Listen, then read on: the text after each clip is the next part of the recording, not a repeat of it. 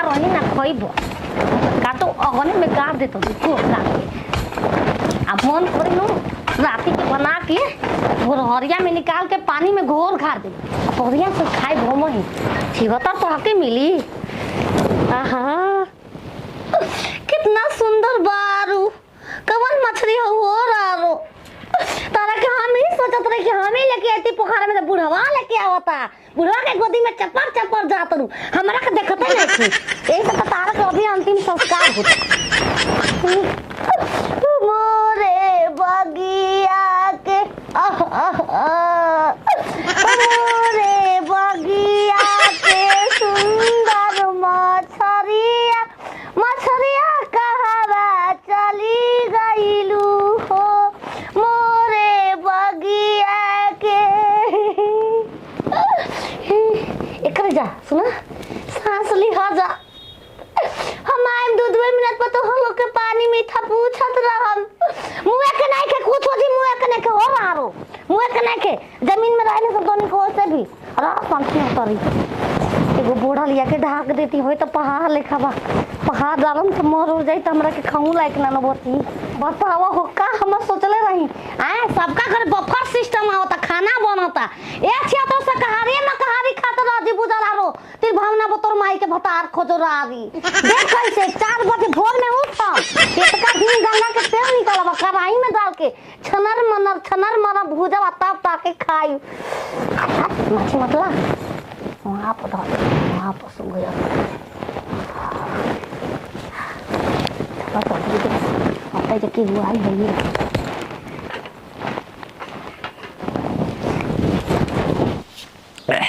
याद से करा के आज बता दे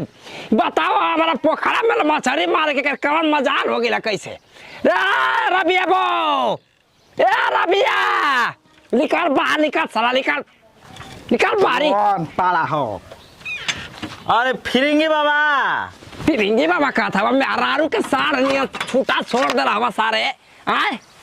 का हो गइल बता रहा आना रोगवा का क्या किया एगो दबा के देखा ना हो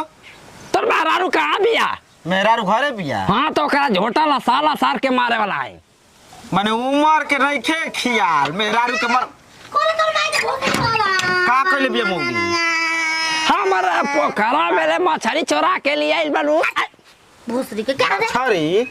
अरे बचवा मछली ले आइल बे चोरा के अरे मछरी मारे वाली हमर मोगी लगतिया ना तो बरारी धरे वाली लगत है का कमी बा खाए पिए की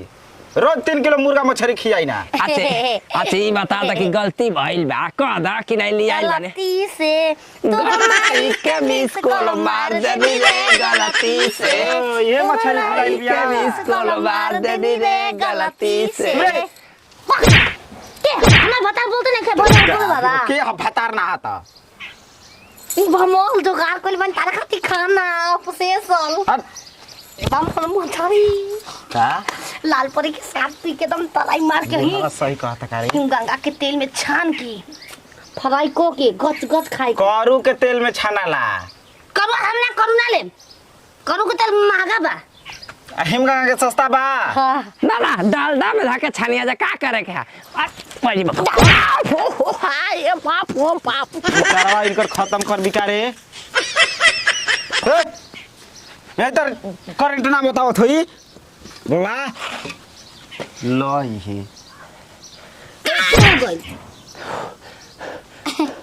मार डालू कि क्या फ्यूज हो गया तब ले तो पराल निकाल गए मारन त जवानी तर स्विच ऑफ हो जी छियत्र हो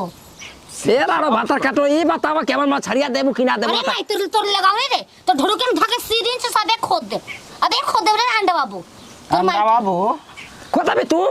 हां हमारा खोद भी का मेहरारू से बता अरे बाबा ए राने से तो मछलिया गाड़ दे बनिया गने में बताई काहे के का हां ना बताई छुनर बता कतल ना बताई इतना भलवा हम बता दे का सतिया बा बतिया निकल गेल ना चो अरे ना हो सांझे के मछली लेके आइल बनी मछली लेके आइल बा सर तेरा मछली देखल बनी कौन मछली आइल बनी बता हम बंगुरी ले आइल बनी बंगुरी ना हां त हमारा पोखरा में पियासी ऐसा पियासी हाँ। अब पियासी लेके हम आइल बनी दादा करा की बंगुरी लेके आइल बनी कल है ना अब तक ना सुनैल हम पियासी लेके आइल बनी देख हमके उल्लू जर बड़ा तो मैं गांव में बोला के अरे जाओ, पंचायत करवा दे पंचायत के करवा दे कहते पंचायत हम अच्छा पंचायत करवाइयो चल चल हम मामा घरे में कहाँ? हाँ घर में तोहर घर में हम ढुकी रहा एकदम बूढ़ा बापा। अब को कैसे पता चल जी हटबे ना करबे जैसे हम हाँ नहीं तो बताओ हो कितना मेहनत से ले जा रही चला ना तू ना नींद लागत ए बुढ़ाऊ हमर मेहरारू कैसे सुतल बिया कैसे बैठल बिया तार तनिको लूर साउर ई दाते काटला ये भैया हो अरे इतना कवर में के गाड़ देले बिया रे दादा हो दादा कोई मछली के कवर में गाड़ेला सुनर एगो पलटी में जिया दिल रह तू तो जियबो करती सही तो कैसे तक बच देना ढाले गाली है मार रे अरे सोना वाली मिली ना ना कहे पियासी है बाबा हम सांझे के किन के लिए गए बनी चले कि बाबूरी ये सारा रात हम बाग लगा दे पूरा कर दे तोरा घर में बता थे मलाई के घर नहीं खे की आग लग जाई चुन्नू मुन्नू